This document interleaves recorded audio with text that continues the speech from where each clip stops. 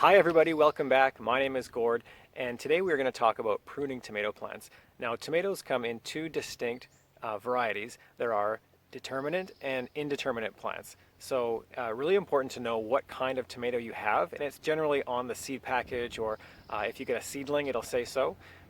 Determinate varieties are generally smaller, and they set their blooms and they fruit all at the same time. So all of your tomatoes will be ready at once, generally in like a 1 or 2 week period. And they're great for patios or for putting in containers because they are generally smaller plants and they don't require a lot of staking. Now, indeterminate plants will continue to set bloom and produce fruit continuously and continue to grow until frost in the fall. And so we tend to grow mostly indeterminate plants, and we have to stake them up. You can see the stakes in here behind me. So that's generally what we grow. And when it comes to pruning, there's a bit of a difference in how you prune these. And so let's get into that. So in this bed, I have 8 Berkeley tie-dye tomato plants. So these are all the same variety. We really like them. They're kind of purple and green stripes on them, and they were the most flavorful variety that we grew last year. And so these are all indeterminate plants. So I'm going to prune all of them the same way. What we want to do is we want to look for the growth that comes at the crotch here. These they're called suckers, and everywhere that there's a leaf growing, there's another bit of growth here. This is a sucker, and so we want to make sure that we take this off. And we want to do that for both determinate and indeterminate varieties. Now, with the determinate varieties, we don't want to do any other pruning because if we do that, we're actually removing the blossoms, and that's where our fruit's going to be.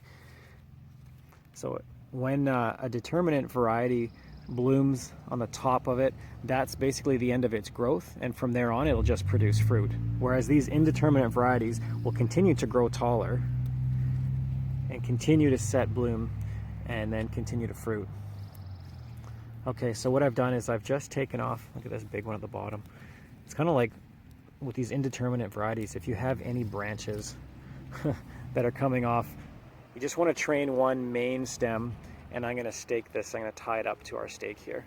I'm also going to take off some of these bottom leaves because we don't want any leaves touching the ground, and that'll keep it nice and clean, keep it up off the ground, no disease on the leaves. So you can see this looks much better. We've taken a lot of the green off of here, and then we're just going to tie it up to our stake, and this will be ready to go. Now, for tying it to our stakes, you can use different materials. I've heard of people using pantyhose. You can use string. There's some elastic string, which is really nice that you can get. I have a bunch of this Velcro stuff for tying up different things, grapes, and we use it actually on all kinds of stuff. We use it on our cucumbers and whatever needs to be tied up and trellised. It works okay for tomatoes, and that's what I'll use because I have a lot of it.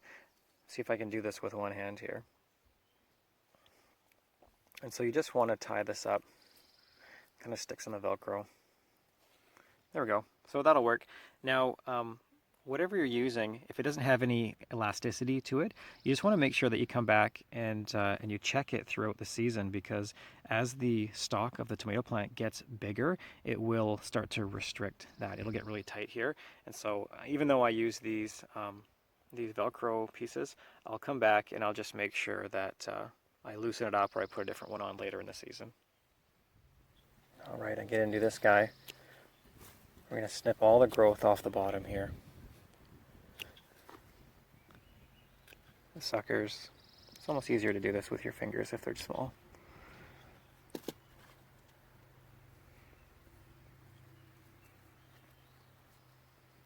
There we go. There.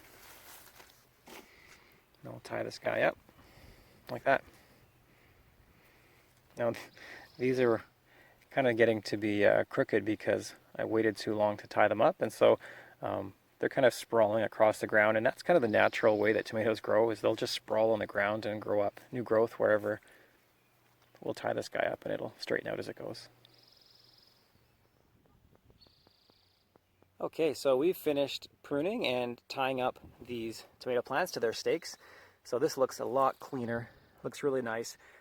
Lots of room for these to grow vertical because we've planted them in here nice and dense, but being indeterminate varieties, they're going to get quite big, and so we need to make sure that we're training them to go straight up and we're taking off all those suckers and extra growth. That will also help to improve the air circulation within the plants, and when it gets too bushy, there's not enough air circulation, then there's a higher chance of getting some disease on the plants, and so we want to minimize that as well.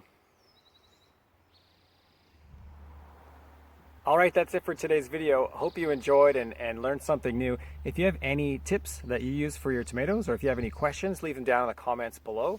And until next time, happy gardening. Bye for now.